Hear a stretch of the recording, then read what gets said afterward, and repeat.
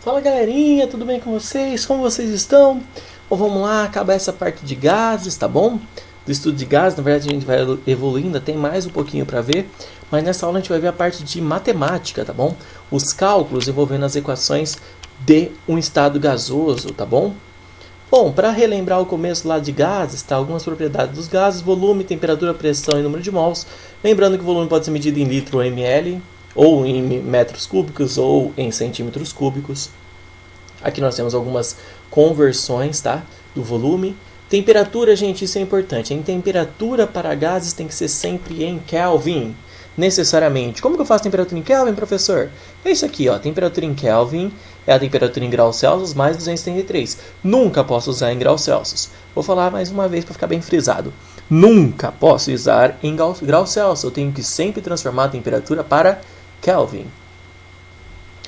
A pressão atmosférica, a pressão é medida em atmosferas ou milímetros de mercúrio. Uma transformação, uma atmosfera é 700 milímetros de mercúrio. E uma outra propriedade medida dos gases é o número de mols, que pode ser calculado na forma de massa sobre massa molar, tá bom? Bom, então se a gente sabe disso, vamos tentar chegar numa equação geral para os gases. A gente vai comparar de duas em duas aquelas propriedades que a gente viu aqui. Então, volume, pressão, temperatura e número de mols, nós vamos comparar de dois em dois para chegar em algum lugar. Comparando primeiro temperatura e pressão. Temperatura é diretamente proporcional à pressão. Esse é o símbolo de proporcionalidade que eu estou usando. Temperatura e pressão são diretamente proporcionais. Por quê? Porque quando eu aumento a temperatura, eu aumento a velocidade das moléculas, consequentemente eu aumento o número de choques com a parede, que é o que a gente calcula como sendo a pressão. Com o aumento da temperatura, eu também aumento a agitação molecular, faço as moléculas se movimentarem mais, consequentemente eu também aumento o volume. Então temperatura e volume também são valores diretamente proporcionais. Agora, se eu aumentar a pressão, ou seja, se eu pressionar algo, pega uma garrafinha de água e pressiona para você ver o que acontece. O volume da garrafinha diminui. Então pressão ela é inversamente proporcional ao volume. Olha lá. Então aqui nós temos a ideia de proporcionalidade: diretamente proporcional e inversamente proporcional. Para tirar a proporcionalidade, que é esse símbolo, e transformar numa igualdade, eu tenho que multiplicar por uma constante. Então é só isso que eu vou fazer, ó. Pressão é igual a RT. Volume é igual a RT. Então eu estou tirando o alfa e transformando em igual a R. Aqui também, ó. Pressão é igual a R1 sobre V. Tá bom? Agora olha o que eu vou fazer, gente. Eu cheguei em 3 equações químicas possíveis. Eu vou juntar essas 3 equações. Por que eu posso juntar essas 3 equações? Porque nas 3 eu tenho R. É um valor que tem nas 3. Então eu vou isolar esse R para poder juntar as 3 equações. Olha, a primeira isolando o R eu passo o T dividindo. Ficou R igual a P sobre T. A segunda vai ficar V sobre T. A terceira, o R isolado, P vezes V. Juntando as 3 equações nós temos isso, ó. Essa equação P sobre T está aqui, ó, P sobre T. Essa equação V sobre T está aqui, V sobre T. E P vezes V está aqui, P vezes V. Nós chegamos nesse valor. Esse é o valor importante para a gente saber. P vezes V sobre T é uma constante, ou seja, se eu variar a pressão, eu necessariamente tenho que variar o volume e ou a temperatura para que o valor da variação que eu fiz na pressão seja constante. Por exemplo, imaginando que eu não vou variar a temperatura, vou variar só o volume. Se eu duplicar a pressão, eu tenho que diminuir o volume pela metade para manter a constante. Tá bom? E quando eu trabalho com o número de mols? O número de mols, se eu aumentar o número de mols, eu aumento a pressão. Então eles são diretamente proporcionais. Consequentemente, o número de mols ele vai multiplicar a minha constante. Por quê? Porque isso é constante para 1 mol. Se eu tiver 2 mols, isso vai ser o dobro. Se eu tiver 3 mols, tudo isso vai ser o cubo. E assim vai. Tá bom? Então nós chegamos aqui numa equação que nos dá uma constante. A partir dessa equação, se a gente rearranja ela, a gente chega na equação de Clapeyron. Olha lá, ó. Eu vou passar o T que estava dividindo multiplicando. Vai ficar P vezes V, nRT. É a equação de Clapeyron. Olha lá, ó. P vezes V igual a nRT. Na qual P é pressão, volume é V é volume. N, número de mols, R é a constante universal dos gases. A constante universal dos gases normalmente vale 0,082, desde que a pressão esteja em atm, o volume em litros, número de mols e a temperatura em Kelvin. Desculpa, gente, vamos lá. A partir da equação de Clapeyron, ou daqueles conceitos que a gente viu anteriormente aqui, ó, esse conceito de proporcionalidade, se eu trabalhar com o mesmo gás, ou seja, que não tem uma quantidade diferente de número de mols, se eu trabalhar com o mesmo gás, eu posso trabalhar a equação geral dos gases, ou a equação de transformação gasosa. Como que eu faço a transformação gasosa? Eu tenho pressão inicial, volume inicial, temperatura inicial. Se eu modificar a pressão, então eu chamo de pressão 2, eu vou ter que ter uma variação no volume, uma variação na temperatura para manter esses valores constantes. Então nós temos aqui, gente, as duas equações que vocês têm que decorar. PV, NRT, olha lá, para vestibular nunca rezei tanto. E PVT, Povotó. PVT, Povotó. É a equação dos gases. Professor, quando que eu uso PV-NRT, quando que eu uso PVT Povotó? PV-NRT é a equação de um gás numa temperatura, um volume específico. Então não é uma pressão de variação gasosa. Então eu pego um gás específico, eu quero saber alguma propriedade dele. A equação PVT Povotó, ela é a equação da variação gasosa ou da transformação gasosa. Quando eu transformo o gás, eu modifico o ambiente dele. Quando eu modifico a temperatura, quando eu modifico o volume, eu modifico alguma coisa do gás, eu uso a equação geral dos gases. Porém, a equação geral dos gases pode ser usada dessa forma, mas como eu disse para vocês, se eu variar a pressão, eu preciso variar o volume ou a temperatura, ou posso variar o volume e a temperatura. Depende, porque existem casos, por exemplo, existem casos que a gente trabalha com um sistema isotérmico. O que é um sistema isotérmico? Iso significa mesmo, térmico, temperatura. Então o sistema isotérmico ele tem a mesma temperatura no início e no final. Como a temperatura 1 e a temperatura 2 são iguais, eu posso simplesmente esquecer delas, fazer de conta que elas não existem. Então no sistema isotérmico, a minha equação final é P1V1 é igual a P2V2. Professor, precisa decorar? Não, se vocês souberem só o PVT Povotó, sabendo que é isotérmico, você corta a temperatura. E no isocólico ou isovolumétrico, o que é igual? Iso é igual volumétrico, mesmo volume. O que eu corto, professor? Do PVT Povotó eu corto o volume. Sobrou P1T1 sobre T, é igual a P2 sobre T2. Tá bom? P1 sobre T1 é igual a P2 sobre T2. Beleza? E agora, e no outro, professor isobárico? No isobárico a mesma coisa, tá bom, gente? Olha lá, ó, isobárico. O que eu corto no isobárico? Isobárico, bar é a medida, lembra lá que a gente falou de barômetro? É a medida de pressão. Então no isobárico eu corto as pressões. Fiquei com V1 sobre T1 é igual a V2 sobre T2. Aí. Beleza? Dito isso, vamos para os exercícios, gente. Vocês vão ver que os exercícios são bem simples. É só vocês substituírem os valores. Olha lá, uma amostra de ozônio ocupa 250 ml a 25 graus Celsius. Calcule o volume em ml. Olha para que será ocupado a 87 graus Celsius, sem variação na pressão, ou seja, é isobárico. Olha lá, gente. Eu tenho PVT Povotó, como não tem variação na pressão, eu corto a pressão. Volume inicial, temperatura inicial, volume final, peso, temperatura final. Eu tenho os desenhos aqui, o desenho fica mais fácil. Nós temos o sistema 1, que tem a pressão 1. Volume, pressão 1 e pressão 2 é igual, não precisa saber. Os números de mols também são constantes, por quê? Porque eu não mudei o gás, então eu não vou usar o número de mols. Então eu tenho volume 1 é 250, temperatura 1 tem que ser 300. Por que 300, professor? Porque é 27 graus Celsius. 27 graus Celsius é 27 mais 273, dá 300 Kelvin. O volume 2 é o que ele quer saber. A temperatura 2 é 87 mais 273, dá 360. Então vamos ter V1 sobre T1, V2 sobre T2, tá? V1 sobre T1, V2 sobre T2, não precisa seguir aqui, porque aqui ele usou uma outra equação. Mas, se a gente substituir os valores de V1, 250, eu vou deixar o V2 isolado, passo o T2 multiplicando, né?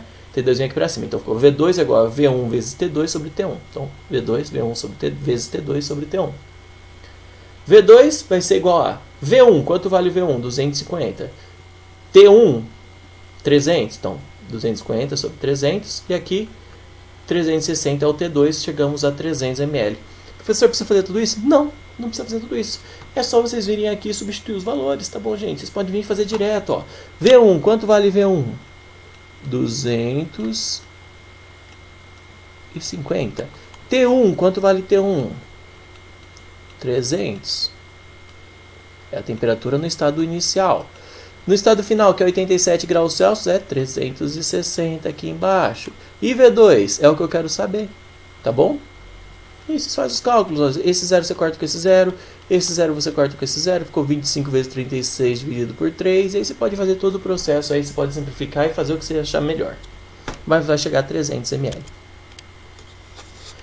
Exercício 2. Uma certa massa de H2 ocupa um recipiente de 2 litros a 4 atmosferas, mantendo-se a temperatura constante. Opa, então tem o vídeo voltou sem a temperatura. Essa amostra de gás é transferida para um recipiente de 8 litros. Qual é o valor? Bom, de novo, peguei aqui os dois recipientes, tá bom? Pressão 1, volume 1, pressão 2, volume 2. P1, V1, P2, V2. P1, V1, P2, V2. Tá bom? P1, 4, V1, 2, 4 vezes 2. P2 é o que ele quer saber, V2, 8. Você pode substituir todos os valores, substituindo tudo vai dar uma atmosfera. Vocês podem pensar também o seguinte, tá, gente? O volume foi 4 vezes maior. Como o volume e pressão são inversamente proporcionais, como o volume foi 4 vezes maior, a pressão vai ser 4 vezes menor. Então, 4 dividido por 4 dá 1. Próximo. A troposfera é a camada de ar mais baixa da atmosfera, atinge 10 km de altitude, e a temperatura em sua região mais elevada é de menos 53 graus Celsius. Há uma pressão de 0,25 atm. Um balão de gás hélio de 10 litros e uma atmosfera a 27 graus Celsius é solto na atmosfera, ou seja, é solto aqui no ambiente. Determine o seu valor no topo da troposfera. Professor, qual a equação que eu uso? Gente, ó, o balão de gás hélio saiu da atmosfera e foi para a troposfera. São duas regiões, não são? Então eu vou usar aqui, ó, ele saindo da atmosfera, ele indo para a troposfera. Então eu vou usar o PVT para votar, P1, V1, T1, P2, V2, T2, P1, 1 atmosfera, V1, 10, T1, 300, P2, 0,75, V2 é o que ele quer saber, temperatura 2, 220, porque eu fiz ali menos 53 mais 273, tá bom? Fazendo as substituições como devem ser feitas, aqui eu substituí direitinho, P1, V1, T1, P2, V2, T2. Fazendo o cálculo, vamos chegar ao volume de aproximadamente 29,3 litros. Tudo bem? Então o volume lá na troposfera ficou muito maior do que o volume dele aqui no solo. Exercício 4. Em competições esportivas internacionais, pequenos detalhes dos equipamentos utilizados podem ser muito importantes. Por exemplo, no ciclismo, é sempre desejável minimizar o peso das bicicletas para que se alcance o melhor desempenho dos ciclistas. Dentre muitas, uma das alternativas seria utilizada inflar os pneus da bicicleta com gás hélio, por ser bastante leve e inerte à combustão. Calcule a massa de hélio, ele quer a massa necessária para inflar um pneu de 0,4 litros de volume, com a pressão correspondente a 6 atm a 25 graus Celsius, sendo que a constante universal dos gases é 0,082 e o valor, né, de 1 mol de hélio é 4 gramas, por isso ali que ele deu a informação da massa atômica do hélio, 4U, então dá 4 gramas por mol. Gente, que equação eu uso, professor? Olha lá, ele está falando de dois ambientes diferentes? Não, ele está falando do pneu da bicicleta. Então eu vou usar o PVT para PVNRT, por quê? Eu tenho a pressão ele me deu é 6, eu tenho o volume é 0,4, o número de mols eu vou substituir por massa molar, tá bom? Porque se eu substituir massa por massa molar, eu já descubro qual é a massa. Agora, vocês poderiam ter feito o cálculo, PVNRT, vocês vão descobrir o número de mols, já que ele quer chegar em massa, eu descubro o número de mols, e depois do número de mols eu chego na massa. Tanto faz qual é a equação que vocês vão querer fazer. Aqui é só substituir os valores, certo, gente? Substituindo os valores, o P vale 6, o V 0,4, o N é massa por massa molar, massa que eu quero saber, a massa molar é 4, o R 0,082 e o T 300, tudo bem? Gente, uma dica para vocês, tá bom? Uma dica para vocês aqui, ó. R vezes T, essa temperatura de 27 graus Celsius, que vai dar 300 Kelvin, esse valor R vezes T, 0,082 vezes 300, ele necessariamente, gente, decorem esse valor porque vai cair muitas vezes vai ser 0,082 vezes 300. E 0,82 vezes 300 dá, o cálculo vai dar 24,6. Tá bom? 24,6. Então se vocês fizerem o cálculo, 6 vezes 4 dá 24, dividido por 24,6, eu praticamente corto esse com esses dois, sobra 0,4 gramas de hélio, mais ou menos a massa aproximada. Tá bom?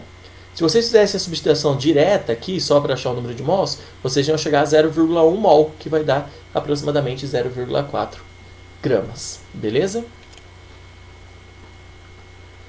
Exercício 7. Uma amostra de 4,4 gramas de gelo seco é aquecida e sublimada totalmente. Esse gás é colocado em um recipiente fechado de 2 litros a 27 graus Celsius. Calcule a pressão em atmosfera. De novo, ele está falando do mesmo recipiente de um ambiente. E passou o R e a massa molar.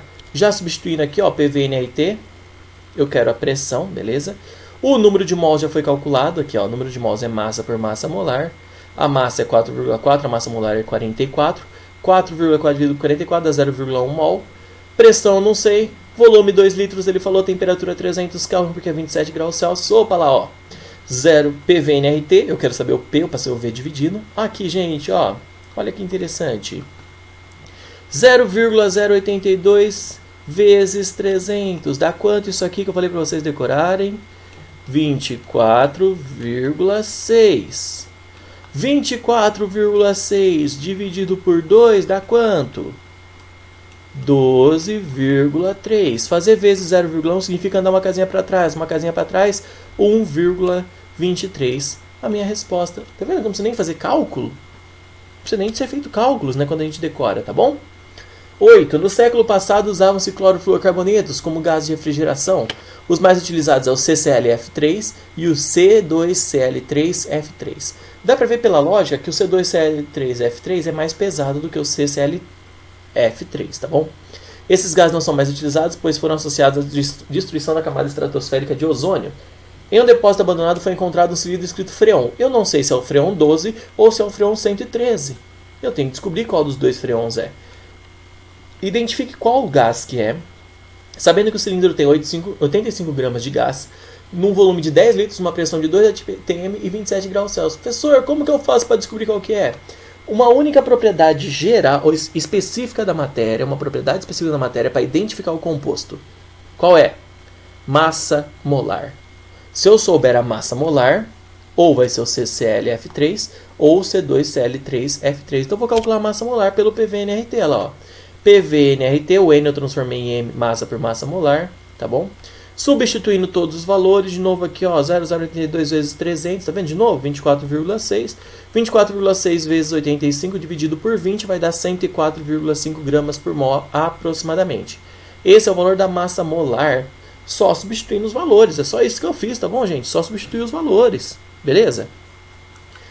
Aí, para descobrir a massa molar, o que eu faço? Eu vou fazer o cálculo da massa molar tanto do freon 12 quanto do freon 113. Vou começar pelo freon 12.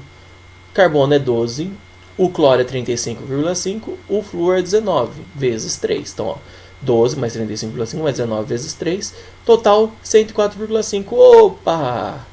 Eu cheguei na massa molar exatamente a mesma que está lá dentro do recipiente. Então, com certeza, o que estava dentro do recipiente é o freon 12. Tudo bem, gente? Exercício que é um pouco mais difícil de interpretar, mas não é tão difícil de resolver. Galerinha, por hoje é isso daí.